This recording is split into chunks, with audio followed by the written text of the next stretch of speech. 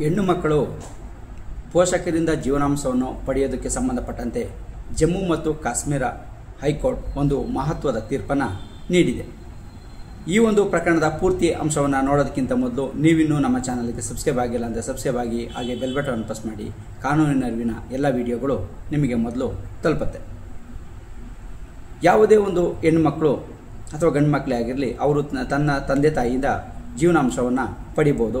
ಇದನ್ನು ಪಡೆಯೋದಕ್ಕೆ CRPC section 125ನಲ್ಲಿ ಅವಕಾಶವನ್ನು ಕಲ್ಪಿಸಿಕೊಡಲಾಗಿದೆ.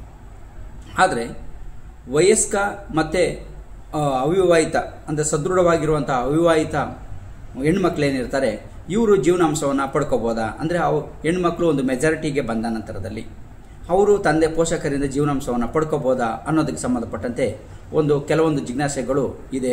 ಅವರು ಮದುವೆ ಆಗಿಲ್ಲ, ಅವ್ರಿಗೆ ಜೀವನಾಂಶವನ್ನು ಕೊಡಬೇಕು ಅನ್ನೋಂಥ ವಿಚಾರ ಆಗಿರ್ಬೋದು. ಸೊ ಈ ಥರದಲ್ಲಿ ಕೆಲವೊಂದು ಗೊಂದಲಗಳಿತ್ತು. ಸೊ ಹಾಗಾಗಿ ಈ ವಿಚಾರಕ್ಕೆ ಸಂಬಂಧಪಟ್ಟಂತೆ ಜಮ್ಮು ಕಾಶ್ಮೀರ ಹೈಕೋರ್ಟ್ ಒಂದು ಮಹತ್ವದ ತೀರ್ಪನ್ನು ನೀಡಿದೆ. ಈ ಒಂದು ಪ್ರಕರಣದಲ್ಲಿ ಅಂದರೆ ಇಬ್ಬರು ಗಂಡು ಮಕ್ಕಳು ಇರ್ತಾರೆ ಅವರಿಗೆ. ಅದರಲ್ಲಿ ಇಬ್ಬರು ಹೆಣ್ಮಕ್ಳು ಒಂದು ಪಿಟಿಷನನ್ನು ಹಾಕ್ಕೊಂಡಿರ್ತಾರೆ. ಸೊ ಇವರು ಕೂಡ ಗಂಡು ಮಕ್ಕಳ ಮೇಲೆ ಹಾಕ್ಕೊಂಡಿರ್ತಾರೆ. ಸೊ ಇದರಲ್ಲಿ ಮುಖ್ಯವಾಗಿ ಈ ಒಂದು ಪ್ರಕರಣಕ್ಕೆ ಸಂಬಂಧಪಟ್ಟಂತೆ ಹೇಳೋದಾದರೆ, ಹೆಣ್ಮಕ್ಳು ತಂದೆಯ ಮೇಲೆ ಒಂದು ಪಿಟಿಷನನ್ನು ಹಾಕ್ಕೊಂಡಿರ್ತಾರೆ. ಫಸ್ಟ್ ಕ್ಲಾಸ್ ಮ್ಯಾಜಿಸ್ಟ್ರೇಟು ಪ್ರತಿ ಹೆಣ್ಮಗುಗೆ $1200 ಅಂತೆ ಜೀವನಾಂಶವನ್ನು ಕೊಡೋದಕ್ಕೆ ಮತ್ತು ಅವರು ಪಡ್ಕೊಳ್ಳೋದಕ್ಕೆ ಹೆಣ್ಮಕ್ಳು ಎಂಟೈಟ್ಲ್ ಆಗಿದ್ದಾರೆ ಅಂತೇಳಿ ಆರ್ಡ್ರನ್ನು ಮಾಡ್ತಾರೆ. ಇದರ ಮೇಲೆ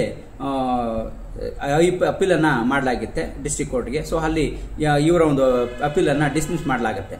ಸೊ ತದನಂತರದಲ್ಲಿ CRPC ಸೆಕ್ಷನ್ 482ನಲ್ಲಿ ಹೈಕೋರ್ಟ್ಗೆ ಅಪೀಲನ್ನು ಸಲ್ಲಿಸ್ತಾರೆ. ಸೊ ಇವರು ಸಲ್ಲಿಸಿದಂಥ ಅಪೀಲನ್ನು ಪರಿಗಣಿಸಿದಂಥ ಜಮ್ಮು ಕಾಶ್ಮೀರ ಲಡಾಖ್ ಹೈಕೋರ್ಟ್ ತನ್ನ ಒಂದು ಮಹತ್ವದ ತೀರ್ಪನ್ನು ನೀಡಿದೆ. ಈ ಒಂದು ಪ್ರಕರಣಕ್ಕೆ ಸಂಬಂಧಪಟ್ಟಂತೆ ವಯಸ್ಕ ಮತ್ತು ಸದೃಢ ಹೆಣ್ಣು ಮಕ್ಕಳೇನಿರ್ತಾರೆ, ಇವರು ಜೀವನಾಂಶವನ್ನು ಪಡ್ಕೊಳ್ಳೋದಕ್ಕೆ ಬರೋದಿಲ್ಲ ಅನ್ನೋದು ಇದರಲ್ಲಿ ಮಹತ್ವವಾಗಿ ನೋಡುವಂಥ ಒಂದು ಪ್ರಮುಖ ಅಂಶ ಆಗಿದೆ. ಈ ಒಂದು ಪ್ರಕರಣದ ಅಂಶವನ್ನು Abdul Rahim Bhat senior citizen versus Beauty John and others ಈ ಒಂದು ಪ್ರಕರಣದಲ್ಲಿ ತನ್ನ ಒಂದು ಮಹತ್ವದ ತೀರ್ಪನ್ನು ನೀಡಿದೆ. ಈ ಒಂದು ಪ್ರಕರಣದ ಅಂಶವನ್ನು ಪೂರ್ತಿ ನೋಡೋದಕ್ಕೆ ಡಿಸ್ಕ್ರಿಪ್ಷನ್ ಬಾಕ್ಸಲ್ಲಿ ಕೊಟ್ಟಿರುವ ಲಿಂಕ್ ಮೇಲೆ ಕ್ಲಿಕ್ ಮಾಡಿ ಪೂರ್ತಿ ಜಡ್ಜ್ಮೆಂಟನ್ನು ನೋಡ್ಬೋದು. ಹಾಗೆಯೇ ಒರಿಜಿನಲ್ ಜಡ್ಜ್ಮೆಂಟನ್ನು ಕೂಡ, ಹೈಕೋರ್ಟ್ನ ಒರಿಜಿನಲ್ ಜಡ್ಜ್ಮೆಂಟನ್ನು ಕೂಡ ಡೌನ್ಲೋಡನ್ನು ಮಾಡ್ಕೋಬೋದಾಗಿರುತ್ತೆ. ಸೊ ಈ ಒಂದು ಪ್ರಕರಣದ ಅಂಶವನ್ನು ನಾವು ಅನಾಲಿಸ್ ಮಾಡಿ ನೋಡೋದಾದರೆ, ಇಲ್ಲಿ ಯಾವುದೇ ಒಂದು ಹೆಣ್ಮಕ್ಳು ವಯಸ್ಕರ ಆದ ನಂತರದಲ್ಲಿ ಮತ್ತೆ ಅವರು ಸದೃಢವಾಗಿ ಇದ್ದಂಥ ಸಂದರ್ಭದಲ್ಲಿ ಅವರು ಜೀವನಾಂಶವನ್ನು ಕೇಳೋದಕ್ಕೆ ಬರೋದಿಲ್ಲ.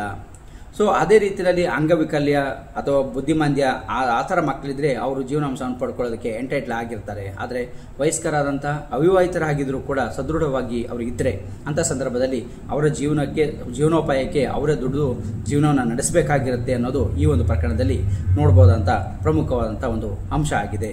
ಸೊ ಹಾಗಾಗಿ ಯಾವುದೇ ಒಂದು ಹೆಣ್ಮಕ್ಳಾಗಲಿ ಅವರು ಮೈನರ್ ಆಗಿದ್ದರೆ ಅಂಥ ಸಂದರ್ಭದಲ್ಲಿ, ಅಥವಾ ಅವರು ಅಂಗವಿಕಲರಾಗಿದ್ದರೆ, ಬುದ್ಧಿಮಾಂದ್ಯರಾಗಿದ್ದರೆ, ಅಂದರೆ ಯಾವುದೋ ಒಂದು